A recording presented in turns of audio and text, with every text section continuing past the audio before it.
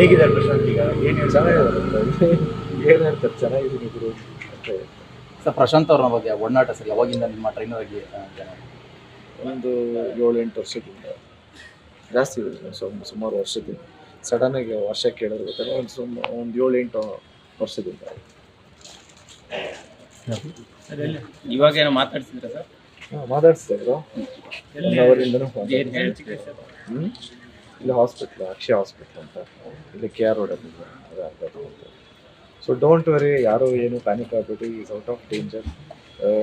ಎಲ್ಲ ಕಾನೂನು ರೀತಿಯಲ್ಲಿ ಏನಾಗಬೇಕು ಆಗುತ್ತೆ.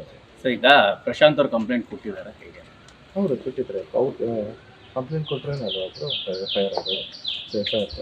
ಈಗ ಜೊತೆಗೆ ನೀವಿದ್ದಂಥ ಟೈಮು ಮತ್ತೆ ನಿಮ್ಮ ಏರಿಯಾಗ ಯಾಕೆ ಆಯ್ತು ಏನೋ ಅನ್ನೋದು, ಅವರು ಇಲ್ಲೇ ಇರ್ತಾರ ಪ್ರಶಾಂತ್ ಅಥವಾ ಹೇಗೆ ಏನು ಅದ್ರ ಬಗ್ಗೆ ಏನಾದ್ರು? ಜೊತೆಗೆ ಇರಲಿಲ್ಲ ನಾನು, ಏನೇನೋ ಅನ್ಕೊಳ್ಳೋದು ಜೊತೆಗೆ ಇರಲಿಲ್ಲ.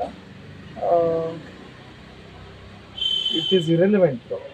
ಯಾಕೆಂದರೆ ನಮಗೂ ಏನು ಗೊತ್ತಿಲ್ಲದೆ, ಕಾಂಕ್ರೀಟಾಗಿ ಏನು ಗೊತ್ತಿಲ್ಲದೆ ನಾವು ಸುಮ್ಮನೆ ಏನೋ ಅಸ್ಯೂಮ್ ಮಾಡ್ಕೊಂಡು ಇನ್ನೇನೋ ಹೇಳೋದು, ಇದರಿಂದ ನಾವು ಪಬ್ಲಿಸಿಟಿ ತೊಗೊಳ್ಳೋದು ನಮಗೇನು ಅನ್ನಿಸ್ತಾ ಇಲ್ಲ. ನಮಗೇನು ಗೊತ್ತಿಲ್ಲ ಕಾಂಕ್ರೀಟಲ್ಲಿ.